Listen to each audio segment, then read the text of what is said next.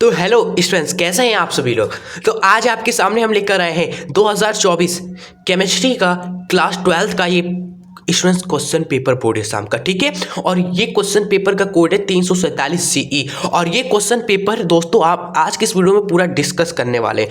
बहुत ही important question paper है। क्यों आपको ये पेपर देखना चाहिए? बहुत सारे पेपर 2024 के हैं, लेकिन ये वाला क्वेश्चन पेपर मैंने इसलिए उठाकर लाए हैं क्योंकि इसमें क्वेश्चंस ही ऐसे पूछे गए। आप पढ़ाई कर रहे हो, जब तक आप प्रीवियस ईयर के पेपर को सॉल्व नहीं करोगे तब तक आपको खुद नहीं पता चलेगा कि हम सही पढ़ा रहे हैं कि नहीं। ठीक है, इसलिए क्वेश्चंस पेपर को ज़्यादा से ज़्यादा प्रैक्टिस करें और हमारे चैनल से जुड़ जाए, जिससे कि प्रैक्टिस हम करा पाए आपको अच्छे से। ठीक है, देखिए यहाँ पर आप देखेंगे क्वेश्चंस बहुत अच्छे पूछे गए। एंड सेकेंड बात स्टूडेंट्स, इस क्वेश्चन पेपर में जिसमें सबसे ज़्यादा बच्चों को पेन होता है वो पार्ट देखिए, अभी आपको दिखाते हैं जरा। तो यहाँ पर देखिए ये क्या होता है, जब कैसे प्राप्त करोगे, ये सारे क्वेश्चंस आज आपको इस पेपर में पूछे गए और एक्सप्लेन करेंगे सारे क्वेश्चन को आपको सॉल्व कराकर। ठीक है, कैसे क्या होगा। और यहाँ पर आप देखेंगे कैसे प्राप्त करोगे, ये वाला सेक्शन भी इसमें है। ठीक है, तो पेपर ऐसा ही आपको सॉल्व करना चाहिए। तो इस वीडियो को लास्ट तक जरूर देखिएगा अगर आप इस पेपर को पूरा अच्छे तरीके से सॉल्व करना चाहते हो। हम चाहते तो 10 मिनट की वीडियो में दिखाकर चले जाते, लेकिन आप जानते हो वीडियो हम 30 मिनट लगभग जाती है, लेकिन अच्छे से आपको पूरा एक एक क्वेश्चन हम समझाते हैं। जो क्वेश्चन हो सकता है आप कर सकते हो, वो कोई वही क्वेश्चन आपको कहते हैं कि आप देख लीजिएगा, आप निपटा दीजिएगा। ठीक है, तो चलो अपने आज की इस और एक बेहतरीन पेपर का पोस्टमार्टम वीडियो का कर देते हैं शुरुआत। और हाँ, इस वीडियो को लाइक जरूर करिएगा हमारी मेहनत के लिए, और किसी एक स्टूडेंट्स को शेयर भी जरूर करिएगा, जिससे हमारी मेहनत मैक्सिमम स्टूडेंट्स को उससे फ़ायदा मिले। बस हम यही चाहते हैं। ठीक है, चलिए, और प्यारा सा कमेंट जरूर कर दीजिएगा। देखिए सबसे पहला क्वेश्चन है, ये देखते हैं। आप देखिए कि सबसे पहला पूछा है कि विलयन के अणुसंघ गुणधर्म निर्भर करते हैं। भाई, विलयन के अणुसंघ गुणधर्म किस पे निर्भर करते हैं? ये देखिए सबसे सिंपल क्वेश्चन था, आंसर आप इसका दे देंगे। उसके बाद यहाँ पूछा है KMnO4 में एमिन की ऑक्सीकरण संख्या है। क्या है एमिन की ऑक्सीकरण संख्या? निकाल सकते हो आप सभी, इसका x मान लीजिएगा। ठीक है, और K का कितना होता है? +1 होता है। एमिन का मान लिया x, ऑक्सीजन का होता है -2 स्टूडेंट्स। कितनी बार है ऑक्सीजन? 4 बार है, तो 4 से मल्टीप्लाई। और टोटल चार्ज कितना है कंपाउंड पे? 0 है, तो 0 के बराबर कर दो। x का मान निकालेंगे, यहाँ से आपको मिलेगा भाई 4 दूनी 8, माइनस का उधर घट का 7 आ जाएगा स्टूडेंट्स। ठीक है, ठीक है, ऑप्शन नंबर 4 आंसर हो जाएगा। तो ये क्वेश्चन हो गया। आगे बढ़ते हैं, आगे क्या क्या पूछे गए फटाफट यहाँ पर देखेंगे। ग नंबर, इसमें पूछा गया है स्टूडेंट्स की कोबाल्ट की उपसंयोजक संख्या। ठीक है, तो आइए निकाल लेते हैं उपसंयोजक संख्या, देखते हैं कितना होगा। देखिए उपसंयोजक संख्या क्या होता है स्टूडेंट्स? दाता परमाणु। कोबाल्ट को कितने ऐसे परमाणु है जो इलेक्ट्रॉन क्या कर रहे हैं? पेयर दे रहे हैं। लिगेंड की संख्या नहीं होती स्टूडेंट्स उपसंयोजक संख्या, नहीं। केंद्रीय परमाणु को मिलने वाले लोन पेयर की संख्या होती है, इलेक्ट्रॉन ह्यूम की संख्या होती है। तो भाई कोबाल्ट को कितने इलेक्ट्रॉन पेयर मिल रहे हैं? 4 NH3 दे रहा है। देखो 4 NH3 दे रहा है और 2 क्लोरीन, तो 4 2 6 हो गया आंसर। ठीक है, ये हमने आपसे क्यों समझाया? क्योंकि क्वेश्चन एक पूछा गया था स्टूडेंट्स इस तरीके से, K3 FeC2O4 होल थ्राइस, इसकी उपसंयोजक संख्या स्टूडेंट्स क्या होगी? कोऑर्डिनेशन नंबर क्या होगा? अगर जिन्होंने पढ़ा होगा लिगेंड की संख्या वो तो 3 बोलेंगे, लेकिन एक्चुअली में स्टूडेंट्स इसकी उपसंयोजक संख्या 6 होती है। क्यों? क्योंकि भाई उपसंयोजक संख्या इलेक्ट्रॉन पेयर जितने दे रहे हैं केंद्रीय परमाणु को वो होता है। तो एक C2O4 स्टूडेंट्स 2 इलेक्ट्रॉन पेयर देता है, 2 इलेक्ट्रॉन पेयर देता है। एक C2O4 2 इलेक्ट्रॉन पेयर देता है, तो 3 कितने देंगे? 3 दूनी 6, तो कोऑर्डिनेशन नंबर क्या होगा इसका? 6 हो जाएगा। क्लियर? ये सवाल अच्छे से समझा आप सभी ने। आगे बढ़ जाए, चलिए अगला है घ नंबर की इटाड अभिक्रिया में टाइलिन को बेंजेल्डिहाइड में ऑक्सीकरण करते हैं। ठीक है, तो इटाड अभिक्रिया आप जरूर पढ़िएगा, इसका आंसर हो जाएगा क्रोमाइल क्लोराइड। ठीक है, CrO2Cl2 द्वारा ऑक्सीकृत करते हैं। अगला है हमारा कि बेंजीन डाइज़ोनियम क्लोराइड की अभिक्रिया क्षारीय माध्यम में फिनोल से होने पर प्राप्त होता है। ठीक है, तो स्टूडेंट्स P हाइड्रोक्सी एजोबेंजीन। उसके बाद है किस विटामिन की कमी से रतौंधी रोग होता है। ठीक है स्टूडेंट्स, इसका आंसर बता दीजिएगा आप सभी कमेंट बॉक्स में, बहुत ही आसान है, कमेंट जरूर करिएगा। किस विटामिन कमी से स्टूडेंट रतौंधी रोग होता है, ABCD। क्लियर, तो ये आपके लिए दे दिया। आगे बढ़ते हैं स्टूडेंट्स, अच्छे सवाल जल्दी ही आएंगे, अभी थोड़ा सा छोटे मोटे सवाल को डिस्कस कर लेते हैं। जैसे ये देख लीजिए, किसी विलयन की मूलरता तथा मोललता के बीच अंतर को बताइए। ये तो मैक्सिमम इसको कर ही देंगे, लेकिन एक नंबर कट जाएगा अगर आपको नहीं पता कि इनके तापक्रम में परिवर्तन के साथ किस प्रकार प्रभावित होते हैं।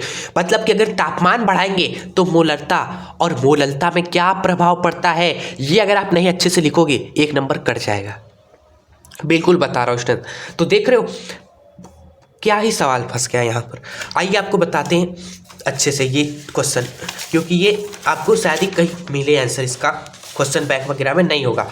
देखिए मोलरता क्या होती है, सिंपल सी बात है, किसी विलयन में 1 लीटर आयतन में उपस्थित विलेय पदार्थ के मोलों की संख्या को मोलरता कहते हैं। और मोललता लिख दोगे आप सभी कि एक किसी विलायक में उपस्थित मोलों की संख्या होती है भाई विलय की।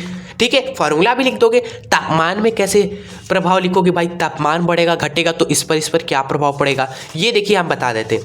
देखिए मोलरता ताप पर निर्भर करती है, जो मोलरता है वह ताप पर निर्भर करती है, मगर मोललता नहीं निर्भर करती स्टूडेंट्स। ठीक है स्टूडेंट्स, यही आपको लिखना था।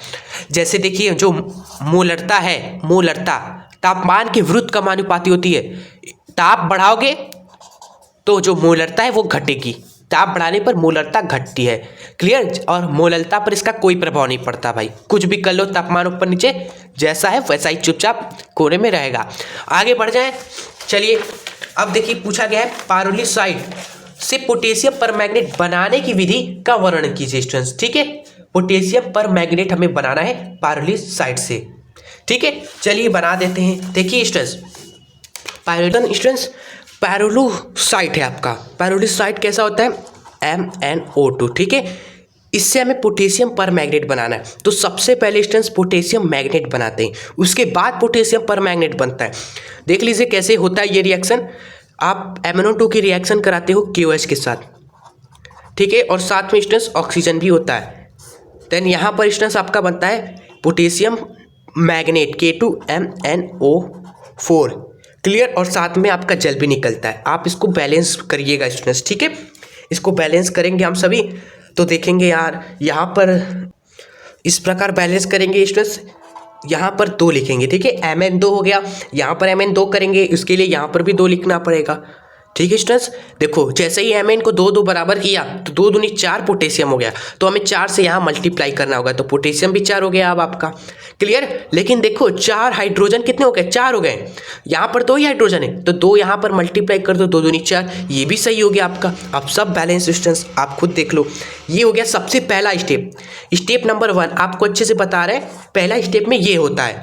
अगला स्टेप क्या है ये वो देखते हैं। नेक्स्ट स्टेप में जो आपका ये बना है ना हरा रंग का, ये हरा रंग का होता है पोटेशियम मैग्नेट, इसी का आगे हम कार्यक्रम करते हैं इसी के साथ। ये पोटेशियम मैग्नेट उठाया और इसकी अभिक्रिया करा दी अम्ल के साथ। ठीक है, पहले क्षार के साथ कराया, उसके बाद अम्ल के साथ कराए के, यानी कि अम्ल के पास होता है H+, उसको उठाएंगे और रिएक्शन कराएंगे। ठीक है, तो जो आपका है पोटेशियम परमैंगनेट बन जाता है।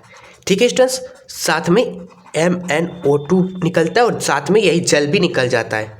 क्लियर, जिसका यूज़ किया शुरुआत में वो आपको लास्ट में मिल गया, ये याद रखना। क्लियर, बैलेंस कर दे, देखेंगे यहाँ पर स्टूडेंट्स 2 से मल्टीप्लाई करते हैं। क्लियर, क्योंकि 2 पोटेशियम में 2 से यहाँ मल्टीप्लाई कर दिया, पोटेशियम 2। अब मैग्नीज को बैलेंस करते हैं, देखेंगे 2 मैग्नीज यहाँ पर, 1 मैग्नीज यहाँ पर, 3, तो यहाँ से 3 मल्टीप्लाई करते हैं भाई, 3 मैग्नीज हो गया।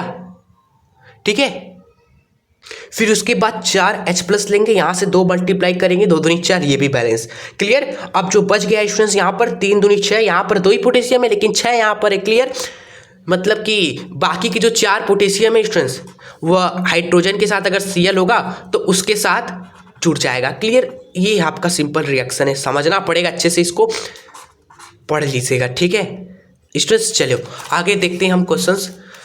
अगला है हमारा उपसंयोजक यौगिक में आयनन समावैता और बंधनी समावैता का उदाहरण सहित हमें समझाना है। ठीक है स्टूडेंट्स, तो ये तो आप ही कर लोगे, लेकिन इसका आंसर शायद मैंने किया है।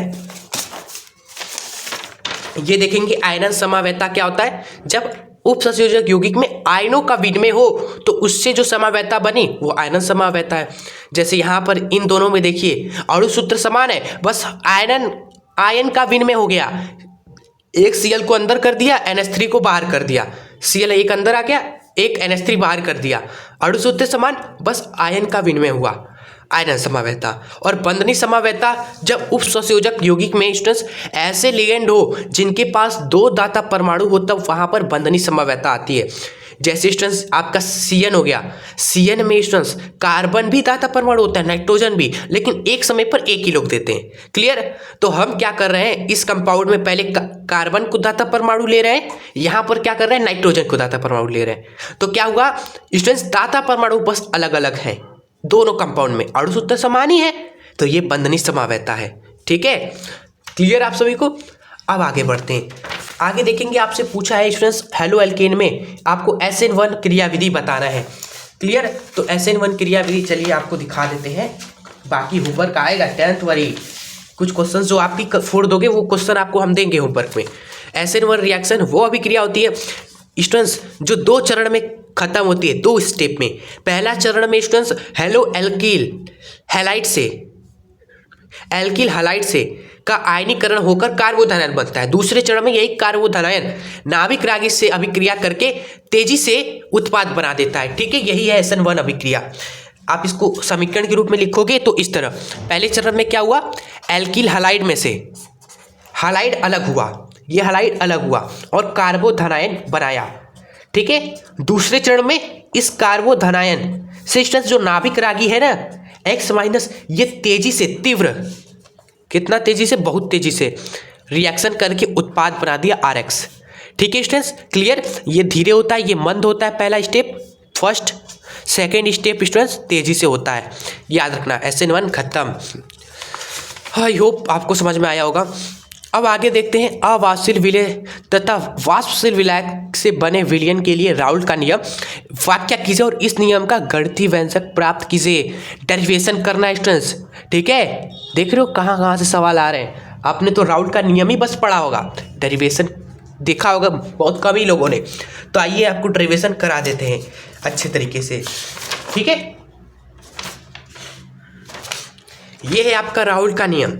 जब किसी निश्चित ताप पर एक अवाष्पशील विलय पदार्थ युक्त विलयन का वाष्प दाब विलयन में उपस्थित विलायक के मोल प्रभाज के समानुपाती होता है स्टूडेंट। यही है राउल्ट का नियम आपका। कहता ये है, कोई भी विलयन ले लो, ठीक है, जल है इसके अंदर आप ऐसा विलय पदार्थ डाल रहे हो स्टूडेंट्स जो कि क्या हो, अवाष्पशील हो, तो इस विलयन का वाष्प दाब बदल जाएगा। क्लियर? वाष्प दाब इसका बदल जाएगा। ठीक है, पहले मान लो कितना था, पहले मान लो P0 था, लेकिन अब मान लो कितना हो गया स्टूडेंट्स, बाद में PS हो गया मान लो। ठीक है, बदल जाएगा। और ये स्टूडेंट्स आपका वाष्प दाब विलायक के मोल प्रभाज के समानुपाती होता है, विलायक के मोल प्रभाज के समानुपाती होता है स्टूडेंट्स। ये जो वाष्प दाब है बदल गया, ये किसके समानुपाती है, विलायक के मोल प्रभाज के, यानी कि X ऑफ विलायक को हम चलिए B से दिखा रहे हैं। ठीक है, विलायक को हम B से दिखा रहे हैं और विलय आपको मान लेते हैं, विलय को हम A से दिखा दे रहे हैं। ठीक है, तो ये वाष्प दाब किसके समानुपाती ये बोल रहा है। ठीक है स्टूडेंट्स, चलो फिर समानुपाती का चिन्ह हटाते हैं। आगे देखिए, समानुपाती का चिन्ह हटाते हैं, बराबर लगाएंगे और स्टूडेंट्स यहाँ पर क्या मल्टीप्लाई हो जाता है, P0। ठीक है, और XB यहाँ पर रहता है। आगे बढ़ेंगे, XB स्टूडेंट्स हम लिख सकते हैं, XB को लिख सकते हैं 1 - XA। आपको पता होगा भाई, इन दोनों को जोड़ेंगे तो 1 बनता है, तो ये किसके बराबर होगा, 1 - इसके विलय के मोल प्रभाज के। तो इसको आप यहाँ पर पुट करेंगे।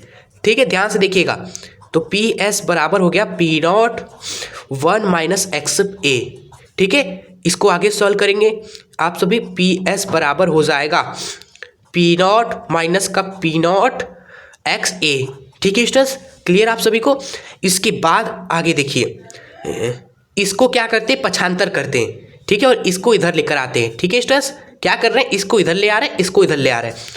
देखो ये चीज़ इधर आ गया तो माइनस से प्लस हो जाएगा, तो P not x A plus में हो गया, और पी नॉट जो इधर था स्टूडेंट्स इसके साथ ये भी आ गया पी एस, तो इधर प्लस का था उधर आकर माइनस का हो जाएगा। इसके बाद स्टूडेंट्स एक्स ए किसके बराबर आ जाएगा, एक्स से बराबर आ जाएगा P not minus P S बटे में पी नॉट। क्लियर। और यही तो है स्टूडेंट्स आपका गणितीय व्यंजक जो आगे राउल्ट ने बताया था अपने नियम में। क्लियर, जो आप याद करते हो न्यूमेरिकल सॉल्व करने के लिए, ये हमने निकाल लिया। 2 नंबर का सवाल था लेकिन बहुत ही अच्छा था। चलिए आगे देखते हैं। एथेनॉल का निर्जलीकरण का वाक्य कीजिए या क्रिया विधि लिखना है। भाई एथेनॉल निर्जलीकरण होकर एथीन बना देता है। ठीक है, आपको बता देते हैं, आप ही फोड़ दोगे क्वेश्चन। जो एथेनॉल होता है, एथेनॉल कैसा होता है भाई, ऐसा होता है CH3 फिर उसके बाद CH2OH, ये एथेनॉल है। निर्जलीकरण मतलब स्टूडेंट्स की जल का निकलना। जल कैसे निकलेगा, देखिए क्या होता है, H+ आएगा इसके साथ जुड़ेगा। ठीक है, तो क्या होगा स्टूडेंट्स, देखिएगा क्रिया विधि यही लिखना है आपको, स्ट्रक्चर अच्छे से बनाना है। क्लियर, यहाँ पर 3 हाइड्रोजन, फिर देखेंगे कार्बन से 2 हाइड्रोजन, फिर उसके बाद OH2। ठीक है, फिर ये बॉन्ड टूट जाता है। क्लियर, फिर ये बॉन्ड टूटता है, देखो जल निकल जाएगा, जल निकल जाएगा। आगे क्या होगा, जल निकलेगा H2O। निर्जलीकरण यही है आपका। क्या बना आपका, देखेंगे CH3, उसके बाद यहाँ से जल निकला। ठीक है स्टूडेंट्स, यहाँ पर आ जाएगा माइनस का चार्ज, माइनस का चार्ज। इसके बाद इसको गर्म करोगे आप 170 डिग्री सेल्सियस पे, तो स्टूडेंट्स ये आपका बन जाएगा एथीन। ठीक है, आगे चलकर एथीन बन जाएगा। देखिएगा CH2 डबल बॉन्ड आ जाएगा CH2। देख रहे हो यहाँ पर 2 हाइड्रोजन है, यहाँ से 1 हाइड्रोजन निकलेगा, प्लस माइनस बॉन्ड बना लेंगे और बन जाएगा एथीन। यही है इथेनॉल का निर्जलीकरण। ठीक है स्टूडेंट्स, इसको आप हिंदी में लिख दीजिएगा। ये पूरा करने के बाद हिंदी में आपको पेपर में अच्छे से लिखना है कि एथेनॉल का सबसे पहले किसी प्रोटॉन से अभिक्रिया कराते हैं, फिर ये प्रोटॉन से अभिक्रिया करने के बाद जल के रूप में H2O निकलता है, फिर गर्म करते हैं तो एथीन का निर्माण होता है। यही है निर्जलीकरण। खत्म, 2 नंबर कोई नहीं रोक पाएगा आपको। आगे बढ़े, ये देखो फैलिक विलयन तथा सिप अभिकर्मक द्वारा एल्डिहाइड तथा कीटोन में भिन्नता आपको करनी है, ये आप कर लीजिएगा। ये देखिए आपको फैलिक विलयन ये सब परीक्षण आपने बता रखा है। और ये कार्बोहाइड्रेट्स, ये भी आपका होमवर्क है स्टूडेंट्स। आप सर्च करोगे कार्बोहाइड्रेट्स एजुकेशन शास्त्र, हमने बहुत अच्छे तरीके से बता रखा है कार्बोहाइड्रेट्स के बारे में। ठीक है, उसके बाद आप देख लीजिएगा ग्लूकोज और फ्रक्टोज में अंतर, ये भी हमने समझा रखा है स्टूडेंट्स एक वीडियो में। ग्लूकोज और फ्रक्टोज में अंतर एजुकेशन शास्त्र सर्च करके आप पढ़ लीजिएगा। क्लियर, जो क्वेश्चन आपको नहीं मिलेंगे कहीं, अच्छे सवाल है, कराना जरूरी है, वो हम आपको जरूर करा रहे हैं इस वीडियो में। नहीं तो पूरा अगर हम कराएंगे तो वीडियो बहुत लंबी हो जाएगी, 2 घंटे की वीडियो हो सकती है। क्लियर, और उतना बड़ा वीडियो हम बना देंगे, लेकिन स्टूडेंट्स आप तो भी जानते हो ना कि मैक्सिमम स्टूडेंट्स थक जाएंगे इतने बड़े वीडियो देखने में। ठीक है, तो इसलिए हम कोशिश कर रहे हैं कि कुछ आप ही निपटा दिया करो। ये देख लीजिए न्यूमेरिकल है कि मोलल उन्नयन स्थिरांक को परिभाषित करिए। एक क्वेश्चन है, ये हम सॉल्व करते हैं। ठीक है, देखो क्वेश्चन पूछा गया है कि 0.6 ग्राम यूरिया मोलर द्रव्यमान इतना है, 100 ग्राम जल के वलय विलयन के कवितनांक की गणना कीजिए। ठीक है, जल का मोलल उन्नयन स्थिरांक इतना है, जल का कवितनांक इतना है। आइए सॉल्व करते हैं। देखिए आपसे बोला है, आपके पास है स्टूडेंट 100 ग्राम जल। ठीक है, ये बना देते हैं, आपके पास है 100 ग्राम जल। ठीक है, आपने क्या किया, 0.6 ग्राम यूरिया इसमें डाल दिया। 0.6 ग्राम यूरिया हमने इसमें मिलाया। आप बताइए इस विलायक में आपने इतना विलय पदार्थ डाल दिया तो इसका कवितनांक क्या हो जाएगा, बढ़ जाएगा। कवितनांक बढ़ेगा, बढ़ेगा कि नहीं, बिल्कुल बढ़ जाएगा। जल का कितना कवितनांक स्टूडेंट्स हमें दिया है, इतना है 373.15 केल्विन, ये जल का कवितनांक है। लेकिन जब हमने यूरिया डाल दिया तो कवितनांक बढ़ जाएगा, कितना बढ़ेगा, डेल्टा टी भी कितना होगा, कवितनांक में कितना बढ़ोतरी होगी, ये फॉर्मूला से हम निकाल सकते हैं कि नहीं। हाँ, ये होता है के बी और मल्टीप्लाई में मोललता। क्लियर। तो बढ़ोतरी हम निकाल लेंगे, कितना बढ़ोतरी हुआ, और उसी को इसमें जोड़ देंगे स्टूडेंट्स, तो हमें मिल जाएगा कि विलयन का कितना कवितनांक है। विलायक का कवितनांक कितना है, लेकिन इसको डालने पर बढ़ गया, जितना बढ़ेगा वो निकाल लेते, उसको इसमें जोड़ देंगे। Simple students. भाई आपके पास 100 रुपये, हमने 10 रुपये बढ़ा दिए, तो टोटल कितना हो जाएगा, 110 हो जाएगा। तो इतना कवितनांक है हमारा जल का, लेकिन हमने कुछ डाल दिया तो कुछ बढ़ोतरी हो जाएगी, बढ़ जाएगा कुछ, वही हम निकाल लेते हैं और उसको जोड़ देते हैं, तो हमें मिल जाएगा विलयन का कवितनांक। समझे आप सभी। क्लियर। चलिए आइए करते हैं अब सॉल्व इसको। के भी देखो हमें दिया है, कितना है 0.52। ये मोललता निकाल लेते हैं। मोललता बराबर होता है मोलों की संख्या विलय की बटे में विलायक का भार, विलायक का भार वो भी केजी में स्टूडेंट्स। आइए करते हैं। ये हो जाएगा नंबर्स ऑफ मोल कितने हो जाएंगे आपके 0.6 अपॉन में इसका मोलर द्रव्यमान कितना है 60 है, सवाल में दिया है, तो बट्टे पे 60। क्लियर। चलिए, और उसके बाद बट्टे में, इसके बट्टे के भी बट्टे में विलायक का भार केजी में कितना है स्टूडेंट्स, 100 ग्राम है, 100 ग्राम जल है। केजी में कितना लिखोगे, केजी में आप लिखोगे स्टूडेंट्स 1000 से डिवाइड करके, वही यानी कि 100 बट्टे में 1000, ये आ गया आपका केजी में। ठीक है, सॉल्व करिए भाई। 0.6 अपॉन में 60, इसको जब गुणे में लिखेंगे तो उल्टा हो जाएगा, 1000 ऊपर आ जाएगा, 100 नीचे आ जाएगा, और आगे सॉल्व करेंगे स्टूडेंट्स तो आपको मिलेगा भाई सॉल्व करके 1 अपॉन में 10। ठीक है, चलिए ये भी आ गया, बस सब रख दीजिए यहाँ पर। तो डेल्टा टी भी क्या आया, डेल्टा टी भी आ गया 0.52 मल्टीप्लाई में 1/10, मतलब कि 0.052 केल्विन, इतना बढ़ जाएगा। तो स्टूडेंट्स विलयन का कव्यथनांक कितना हो जाएगा बताइए। जितना बढ़ गया उसको इसमें जोड़ दो। 373.15 में आप 0.052 जोड़ो, कितना बन रहा है 373.202 स्टूडेंट्स केल्विन। ये आपका हो गया अब हमारे इस प्यारे से क्वेश्चन का आंसर 373.202 केल्विन। ठीक है, सॉल्व हो गया सवाल अच्छे तरीके से हल, यही हमें आपको बताना है। आगे देखेंगे, आपका सवाल है कर लीजिएगा। ये तो पता ही होगा आपको, हमने भी पढ़ा रखा है कोलराउस का नियम, अच्छे से देख सकते हो आप सभी, बहुत ही अच्छे से हमने एक्सप्लेन किया था। उसके बाद है अभिक्रिया की आणविकता कोटि, क्या ही सवाल है, ये तो हर साल आने वाला टॉपिक है। उसके बाद ये क्वेश्चन कि यार इसमें इसकी अपेक्षा ये अधिक क्षारी क्यों है।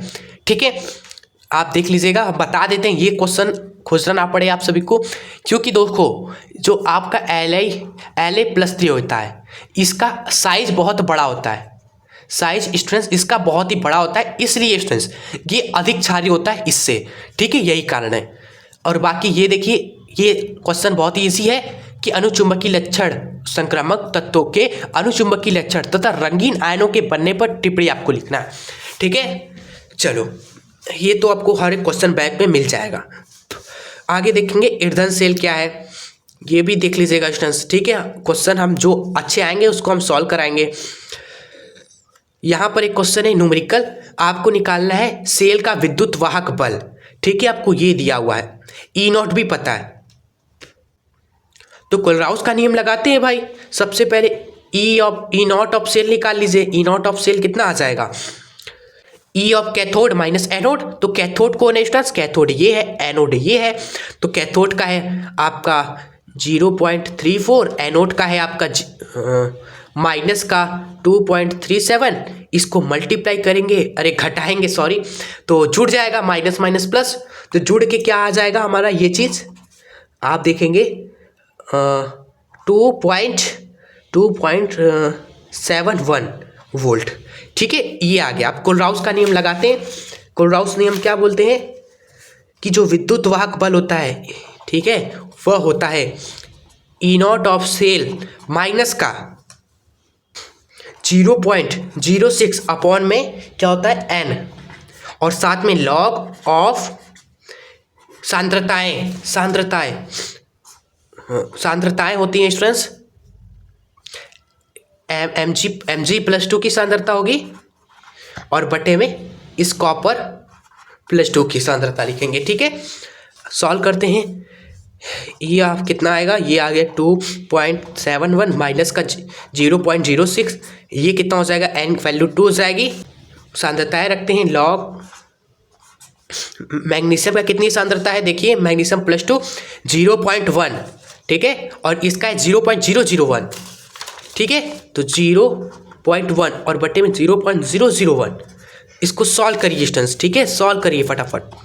माइनस का ये हो गया 0.03 लॉग ऑफ, देखेंगे स्टूडेंट्स हमारा बनेगा अंदर क्या बनेगा, इसको सॉल्व करके पूरा भाई सॉल्व करके पूरा बनेगा हमारा 10 की पावर 2। ठीक है, उसके बाद आप सभी देखेंगे भाई 2 बाहर गुणे में आ जाएगा। ठीक है, फिर 2.71 माइनस का 0.03 मल्टीप्लाई बाई 2, सॉल्व करके घटा दीजिए भाई।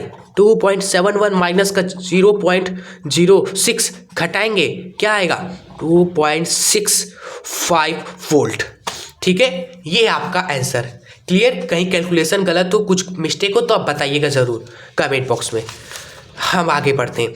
ये क्वेश्चन एक और न्यूमेरिकल, रिएक्शन पे तापमान अभिक्रिया के वेग पर ताप का क्या प्रभाव पड़ता है। प्रथम कोटि की अभिक्रिया है, 10 मिनट में 20% खत्म होता है। अभिक्रिया 80% पूरे होने में कितना समय लगेगा।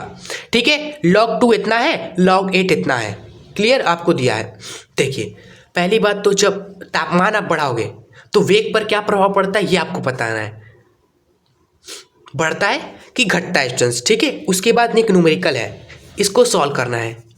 हमें एक जानकारी दी है कि जो प्रथम कोटि की अभिक्रिया है वह स्टूडेंट्स 10 मिनट में 20% पूरी होती है। मतलब कि मान लो ये एक प्रथम कोटि की अभिक्रिया है, 10 मिनट में क्या हुआ, 10 मिनट में क्या हुआ, 20% खत्म, 20% खत्म। ठीक है, 100 ये था, 10 मिनट में 20% खत्म, यानी कि 100 में से 20 चला गया हमारा, 100 में से 20 चला गया हमारा। ठीक है, ऐसा हो रहा है। तो यहाँ से हम दोस्तों इस जानकारी से हम निकाल सकते हैं के फाइंड कर लेंगे। क्लियर, के निकाल लिया। उसके बाद हमसे पूछा है कि 80% खत्म होने में कितना समय लगेगा, कि 80% खत्म होने में कितना टाइम लगेगा वो निकालेंगे हम सभी। ये है पूरा आपका स्टेप जो हमें करना है। ठीक है, क्लियर। सबसे पहले के निकालते हैं। प्रथम कोटि अभिक्रिया में के का क्या फॉर्मूला होता है, के बराबर होता है 2.303 अपॉन में टी। ठीक है, और लॉग के अंदर होता है, लॉग के अंदर शुरुआत की सांद्रता और बाद की सांद्रता। ठीक है, ये तो यहाँ से टी बराबर हो जाएगा, देखिए 2, अरे हमें के निकालना था ना, सॉरी, के बराबर हो जाएगा 2.303 और टी कितना है 10 मिनट, 10 और लॉग के अंदर रखेंगे स्टूडेंट्स, सॉरी लॉग, शुरुआत की सांद्रता 100 थी, बाद की सांद्रता 80 हो गई स्टूडेंट्स, आपने देखा। इसको सॉल्व करेंगे स्टूडेंट्स, के का वैल्यू आपको मिलेगा, आप घबराइए मत, सॉल्व करिएगा। आपको देखो यहाँ पर कुछ वैल्यू दी है, log 2 इतना दिया है, log 8 आपको देखो 0.9 ये दिया हुआ है। ठीक है, ये सब मत देखिएगा, ये मिस प्रिंट है, log की वैल्यू 0.9। क्लियर, ये सब वैल्यू दी हुई है। क्यों दी हुई है, क्योंकि जब आप इसको सॉल्व करोगे तो कुछ ऐसा बनेगा आपका, देखेंगे 0 से 0 हो जाएगा, और ये स्टूडेंट्स डिवाइड करेंगे तो k की वैल्यू आ जाएगी 0.2303 मल्टीप्लाई में log 10 अपॉन में 8, ये आएगा आपका k का वैल्यू। उसके बाद सेम स्टूडेंट्स अभिक्रिया, सेम फॉर्मूला लगाइएगा सेकेंड पार्ट के लिए, इसके लिए भी सेम प्रोसेस करिएगा स्टूडेंट्स। क्लियर, जैसे हमने बताया सेम उसके लिए भी करना है, के की जगह पर आपको ये रख देना है सिंपली। ठीक है, और थोड़ा माइंड वगैरह लगाइएगा, जरूर सॉल्व करिएगा, स्टेप हमने बताया आपको। नहीं होगा कोई बात नहीं स्टूडेंट्स, आप हमसे पूछ लीजिएगा पर्सनली, कहीं पर भी टेलीग्राम पर ये सवाल, हम आपको पूरा सॉल्यूशन उसका दे देंगे। अभी आपको थोड़ा सा यहाँ पर माइंड लगाना है, टाइम हमारे पास थोड़ा कम है, इसलिए हम आगे बढ़ रहे हैं। उसके बाद देखेंगे हम सभी था। अगला है आपका ये कि ये आपका अनुचुंबकीय जबकि ये प्रतिचुंबकीय है। संयोजकता आबंध सिद्धांत के आधार पर समझाना है। देखिए ये अनुचुंबकीय क्योंकि इसके पास अनपेयर इलेक्ट्रॉन है इसलिए अनुचुंबकीय। इसके पास अनपेयर इलेक्ट्रॉन है ही नहीं इसलिए प्रतिचुंबकीय। खत्म सवाल। आगे देखते हैं। अब थोड़ा हम जल्दी चलेंगे। ये देखिए आईपीसी नाम है, ये आप ही कर लीजिएगा, सब पढ़ के जाते हैं आईपीसी नामकरण, इसमें तो कोई बताने वाली बात नहीं है। न्यूक्लिक अम्ल हो गया, प्रोटीन की संरचना हो गया, क्लियर। बाकी सब इंग्लिश लिखा हुआ है, ये सब इजी सवाल है, आप कर लोगे। हर साल आते हैं इस टाइप के क्वेश्चन। वुड्स हो गया अभिक्रिया, फिटिल अभिक्रिया, हेलोएरिन की नाभिक राय व्यवस्थापन अभिक्रिया, ठीक है। अनुनाद को समझाना है, सिंपल सी बात है। हेलोएरिन होता है आपका इस तरीके से। अब इसमें अनुनाद को बताना है। अनुनाद के कारण स्टूडेंट्स 2 जगह प्लस आ जाता है, यहाँ पर और एक नीचे की ओर 3 जगह प्लस आ जाता है। अच्छे से स्ट्रक्चर बना के बताना है हमें, ठीक है। फिर उसके बाद हमें ये वुड्स अभिक्रिया, फिटिल अभिक्रिया हमें बताना है। आगे देखते हैं क्या होता है जब। माफ करिएगा स्टूडेंट्स, हम पूरा सॉल्यूशन आपको नहीं बता पा रहे। आप कर सकते हो, अपने अंदर विश्वास मानो। आप जितना खुद से करोगे उतना ही आपके लिए फ़ायदा होगा। हम स्टूडेंट्स आपको वो बताने आए जो आपको शायद ही कहीं और लोग बताते हैं, ठीक है। जैसे क्या होता है जब वाले क्वेश्चन देखिए, इसी का तो इंतजार था। पढ़िए अच्छे तरीके से, पढ़िए। क्या है सबसे पहला क्वेश्चन? सबसे पहला क्वेश्चन है स्टूडेंट्स, एथिल ब्रोमाइड की अभिक्रिया सोडियम एथॉक्सी से होती है। तो आइए करते हैं, जूम करिए थोड़ा सा भाई। आइए देखिए, सबसे पहला हमें क्या कहा कि एथिल ब्रोमाइड की अभिक्रिया। एथिल ब्रोमाइड कैसा होता है? C2H5, ये बी आर जोड़ दिया। इसकी रिएक्शन हमने किया सोडियम एथॉक्सी से। सोडियम एथॉक्सी, एथॉक्सी कैसा होता है? एथॉक्सी होता है C2H5O, फिर सोडियम चिपका देना। क्या बनेगा स्टूडेंट्स? आप सभी बता दीजिए भाई। विलियमसन संश्लेषण अभिक्रिया, ठीक है। Br अलग होगा, सोडियम अलग होगा, ये लोग आपस में ही चिपक जाएंगे, ठीक है। देखो C2H5 ये O है, ये इसके साथ जुड़ जाएगा C2H5 के साथ। बाकी Br और Na खुद ही अपने साथ बॉन्ड बना के अलग हो जाएंगे। सिंपल सा ट्रिक होता है। सबसे पहले NaBr निकल गया, फिर जो बचा कुछ है उसको आपस में ही जोड़ दिया हमने, और कुछ नहीं किया स्टूडेंट्स। ये क्या, इसका नाम क्या है? इसका नाम है डाई एथिल ईथर, ठीक है। खत्म अभिक्रिया पहली वाली। सेकेंड है स्टूडेंट्स, एथिल क्लोराइड की अभिक्रिया अल्कोहलिक KCN से करते हैं। एथिल क्लोराइड कैसा होता है? देखिए एथिल क्लोराइड ऐसा होता है। अच्छा सवाल है इसलिए फोकस करिएगा। C2H5Cl, ये है एथिल क्लोराइड, ये है आपका एथिल क्लोराइड भाई, ठीक है। अब इसकी अभिक्रिया हम अल्कोहलिक KCN से करते हैं। किसके साथ? अल्कोहलिक KCN के साथ।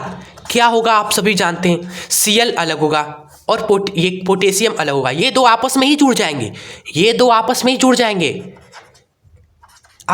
जाएंगे, और बचा कुचा आपस में जोड़ दो। बचा क्या है आपका कि C2H5 और क्या बचा है? Cn बचा है, आपस में ही जोड़ दो। खत्म अभिक्रिया। जी हाँ, फिनिश। थर्ड देखिए, बहुत ही आसान है ये। थर्ड देखिए क्या है? थर्ड है आपका क्लोरोबेंजीन की अभिक्रिया नाइट्रिक अम्ल से होती है। क्लोरोबेंजीन कैसा होता है? बेंजीन पर भाई आप क्लोरीन जोड़ दो, ये हो गया क्लोरोबेंजीन।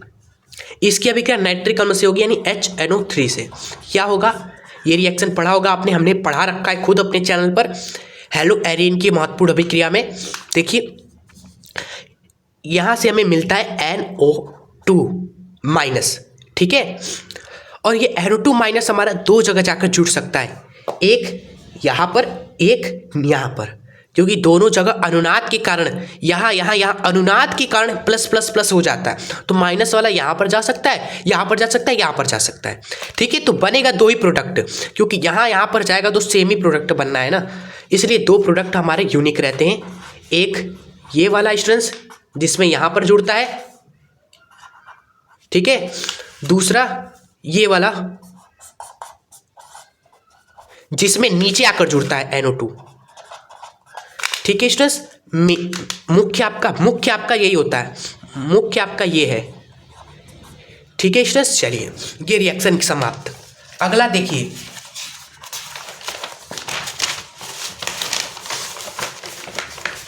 पढ़िए आप सभी स्टूडेंट्स। चौथा, एन ब्यूटाइल क्लोराइड की अभिक्रिया अल्कोहलिक भाई साहब क्यूएस से होती है। ये देखो बहुत ही क्या ही क्वेश्चन है भाई, बहुत इजी क्वेश्चन है स्टूडेंट्स। क्या बनेगा भाई, अल्कोहलिक क्यूएस से करा रहे हो आप सभी ना, एक्वस क्यूएस से नहीं ना, अल्कोहलिक क्यूएस से कराने पर क्या होता है हमने खुद पढ़ा है स्टूडेंट्स अपने वीडियोस में। अगर जो स्टूडेंट्स हमारे वीडियोस को देखने के बाद ये देख रहे हैं तो प्लीज़ कमेंट जरूर करिएगा कि बहुत ही इजी क्वेश्चन थे। ठीक है, जो हमने रिएक्शन आपको लिखवाए कॉपी में अपने वीडियोस के थ्रू, उसी से ही सारे के सारे अभिक्रिया आए हुए हैं, ये आप कमेंट पे जरूर बताइएगा। ठीक है, दिल खुश हो जाएगा बिल्कुल ही। देख लो ये क्वेश्चन आप कर लेना। क्या बनेगा स्टूडेंट्स, बनेगा ब्यूटीन बनेगा। ठीक है, ये देखिए एथिल ब्रोमाइड की अभिक्रिया सूक्ष्म ईथर की उपस्थिति में मैंगनीज धातु से होती है। एथिल ब्रोमाइड C2H5Br, इसकी रिएक्शन हमने कराया मैंगनीज धातु से। ठीक है, किसकी उपस्थिति में, सूक्ष्म ईथर की उपस्थिति में, सूक्ष्म ईथर की उपस्थिति में। क्या बनेगा, बहुत ही सिंपल है, C2H5FgBr के साथ आके चिपक जाता है, हमने बताया है वीडियोस में। ठीक है, खत्म ये सब। बाकी ये सब नेम रिएक्शन हमने अलग से वीडियोस में सीरीज में सारे पता रखे, रायमंड, टाइमन, विलियमसन रिसर्च। क्लियर, ये है ग्रीगनार्ड के द्वारा 1 डिग्री 2 डिग्री 3 डिग्री अल्कोहल बनाइए। ये सब इजी सवाल है। ठीक है, बहुत ही आसान क्वेश्चन है। जूम इन करते हैं जरा, चलिए जूम आउट हो गया। आगे देखेंगे स्टूडेंट्स तो यही नेम रिएक्शन है। नेम रिएक्शन आप जाओगे चैनल पे, कौन से चैनल पर, एजुकेशन शस्त्र पर। ठीक है, वहां पर आपको एक प्लेलिस्ट मिलेगा 12th, ध्यान दीजिए बहुत इंपॉर्टेंट चीज बता रहे, 12th केमिस्ट्री नेम रिएक्शन एक प्लेलिस्ट मिलेगा। बस उस प्लेलिस्ट में जाना, सारे नेम रिएक्शन पढ़ लेना। हमने 10 से 15 तक स्टूडेंट्स हमने नेम रिएक्शन बताए, अच्छे से एक्सप्लेन किया है। उन्हीं में से सारे नेम रिएक्शन आपके एग्जाम में आएंगे, आप लिख लीजिए। बाद में एग्जाम के बाद आप खुद कमेंट करके बताओगे, बिल्कुल सही बात। और सवाल की बात करें तो हर साल आता है, देखो 3 यहाँ पर पूछा। ठीक है, 2-3 आपने पीछे भी देखा, वुड्स अभिक्रिया वगैरह हो गया। क्लियर स्टूडेंट्स, विलियमसन, रायमंड, टाइमन, यहाँ पर देखिए वुड्स अभिक्रिया, ये सब वहीं से आए हैं जो हमने पढ़ाए हैं आपको। उस प्लेलिस्ट में जाकर देखिएगा जरूर। ठीक है, चलिए उसके बाद है कैसे प्राप्त करोगे भाई, ये वाला सेक्शन। इसमें देखिए पूछा गया है हमसे पहला सवाल कि आप कैसे प्राप्त करोगे, एसिटिक अम्ल से एथिल एसिड कैसे प्राप्त करोगे, ये आपको करना है। ठीक है, देखो कैसे होगा। एसिटिक अम्ल कैसा होता है, जूम करते हैं जरा सा, अच्छे से समझिएगा। एसिटिक अम्ल होता है CH3COOH। इससे आपको बनाना क्या है, आपको इससे बनाना है स्टूडेंट्स। ठीक है, इससे आपको बनाना है एथिल एसिड, यानी कि एथिल एसिटेट। ठीक है, ये आपको बनाना है। तो दिमाग लगाइए जरा, किससे आप रिएक्शन कराओगे, किससे अभिक्रिया कराओगे। आप देखेंगे CH3COO आपको दिख रहा है, यहाँ पर भी CH3COO दिख रहा है। अलग से क्या चाहिए, ये चाहिए। तो आप रिएक्शन में क्या लोगे, रिएक्शन में लोगे C2H5, मिल गया, ये मिल गया। और क्या ले सकते हैं स्टूडेंट्स, और हम ले लेंगे OH साथ में, ये हो गया एथेनॉल। यहाँ से होगा क्या, देखो रिएक्शन में होगा क्या, होगा ये OH निकल जाएगा और यहाँ से H निकलेगा, H2O निकल जाएगा टोटल मिलाकर बात करें तो, और ये बन जाएगा, प्राप्त हो जाएगा। ये तभी आप समझ पाओगे जब आप रिएक्शंस को पहले से कर चुके होगे। ठीक है, पहले से हमारे से पढ़ चुके होगे सारी अभिक्रिया, तभी। तो भैया पहले प्रैक्टिस हमें करना पड़ेगा। पहले स्टार्टिंग में ही ये नहीं समझ लीजिए आपको आ जाएगा। पहले आपको सारे अभिक्रिया जो हमने बताए हैं अपने वीडियोस में भी या बुक्स में भी लिखे होंगे, आप देखिएगा जरूर, वो सभी आपको अच्छे से समझने, रटना नहीं, अभिक्रिया को समझना है। उसके बाद सेकेंड अभिक्रिया देखिए, दूसरा, माफ़ करिए अगर वीडियो बड़ी हो रही है तो, बड़ी है वीडियो, आपको अच्छा ही हम सिखा रहे स्टूडेंट्स, आपका अच्छा ही प्रैक्टिस करा रहे हैं, तो इसके लिए माफ़ करिएगा थोड़ा बड़ा हो जाए। हम खुद ही नहीं चाहते वीडियो लंबी हो। बस फिनिश ही हो गया है स्टूडेंट्स, बस यही देखना है हमें। एसीटोन से एसीटोन हाइड्रोजोन बनाना है। ठीक है, एसीटोन से एसीटोन हाइड्रोजोन बनाना है। तो एसीटोन होता है CH3 क्या रिएक्शन कराएं स्टूडेंट्स कि एसीटोन हाइड्रोजोन बन जाए। ठीक है, इसका फॉर्मूला होता है आपका, देखिए हाइड्रोजोन आपका जुड़ जाता है NH2। तो सिंपली आप अभी क्रिया कराओगे किसके साथ, NH2 के साथ, NH2 के साथ। ठीक है, चलिए ये भी खत्म था। तीसरा देखिए, थर्ड है आपका एसिटिक अम्ल से एसिटिल क्लोराइड बनाइए। ठीक है, तो देखिए क्या करेंगे आप सभी, एसिटिक अम्ल लेंगे। एसिटिक अम्ल होता है 3COOH। इससे हमें क्या बनाना है, एसिटिल क्लोराइड बनाता है, एसिटिल क्लोराइड बनाना है। और एसिटिल क्लोराइड में दोस्तों OH की जगह पर क्लोरीन होता है, तो आपको क्लोरीन कहीं से लाना होगा। कहाँ से लाएंगे, HCl में क्लोरीन है ना, HCl का क्लोरीन यहाँ आ जाएगा, OH खुद निकल जाएगा, OH और H निकल के H2O के रूप में निकल जाएंगे आपके, OH H2O के रूप में निकल जाएगा और आपका एसिटिल क्लोराइड बन जाएगा। ठीक है, ये देखिए बेंजील क्लोराइड से बेंजल्डिहाइड बनाइए। ठीक है स्टूडेंट्स, तो ये थोड़ा आपको होमवर्क हम देते रहे, ज़्यादा बड़ी वीडियो हो गई है। आप बाकी सब ये क्वेश्चन आप कर लीजिएगा, नेम रिएक्शन सब उसी वीडियोस में से ही आए हैं जो प्लेलिस्ट में हम आपको बता रहे हैं। क्लियर, बाकी यहाँ पर दे सकते हैं डाईअज़ोनियम क्लोराइड क्या है, इस पर हमने वीडियो खुद बनाई हुई है। डाईअज़ोनियम क्लोराइड क्या है, उससे ये सब बनाना हमने बता रखा है। आप सर्च कर लीजिएगा डाईअज़ोनियम क्लोराइड एजुकेशन शस्त्र, आपको वीडियो मिल जाएगा। ठीक है, सब हमने ये बता रखा है उसमें। अब आपका ये जो पेपर स्टेंस पूरा का पूरा हो गया खत्म। जी हाँ, खत्म। बहुत सारे क्वेश्चंस हमने आपको भी दिए, तो आप उसको खुद से भी जरूर प्रैक्टिस करिएगा। ठीक है, टाइम काफ़ी ज़्यादा हो गया स्टूडेंट्स, 50 मिनट तो हो ही गए होंगे, 45 के आसपास। कोई नहीं, आप सभी अगर जुड़े हुए दिल से तो कोई दिक्कत नहीं है। दिल से जो जुड़े उनके लिए 1 घंटे 2 घंटे हमारे लिए कुछ नहीं स्टूडेंट्स, उनके लिए तो हम लोग यहाँ हैं। ठीक है, आप सभी प्लीज़ इस वीडियो को ज़्यादा से ज़्यादा बच्चों तक शेयर करेगा, जिससे मैक्सिमम स्टूडेंट्स का अच्छा प्रैक्टिस हो पाए। आप क्वेश्चंस बैंक पढ़ लोगे। देखिए गले को भी पता नहीं क्या हो गया इतना देर से। ज़्यादा बच्चे प्रैक्टिस करेंगे, अच्छा उनका एग्जाम जाएगा। जितने क्वेश्चंस आप प्रैक्टिस करोगे पेपर्स के थ्रू स्टूडेंट्स, आपके एग्जाम में कॉन्फिडेंस उतना ही ज़्यादा हाई होगा। जितना प्रैक्टिस आप करोगे कॉन्फिडेंस उतना ही आपका एग्जाम में हाई होगा। इसलिए स्टूडेंट्स पेपर्स को प्रैक्टिस जरूर करें। हमारे चैनल पर और भी सारे पेपर्स हमने कराए हुए हैं केमिस्ट्री और फिजिक्स के। ठीक है, जरूर पर करिएगा। ठीक है, चाहे 2025 का एग्जाम हो, यहाँ तक कि 26 का एग्जाम हो, पेपर्स पिछले 2-3 साल के आपको खूब प्रैक्टिस करके जाना है। ठीक है, चलिए, कोई वीडियो कैसी लगी कमेंट बॉक्स में जरूर बताइएगा। अच्छी लगी हो तो लाइक करके ही जाइएगा, और चैनल पर नए हैं तो सब्सक्राइब करके हमसे जरूर जुड़ जाए। ठीक है, और बेल आइकन प्रेस कर लीजिएगा जरूर से। चलिए मिलेंगे आपसे नेक्स्ट इंपॉर्टेंट वीडियो के साथ। और भी कोई वीडियो चाहिए तो कमेंट पे जरूर बताइएगा। क्लियर, हम जरूर लेकर आएंगे आपके लिए। तब तक के लिए जय हिंद, वंदे मातरम।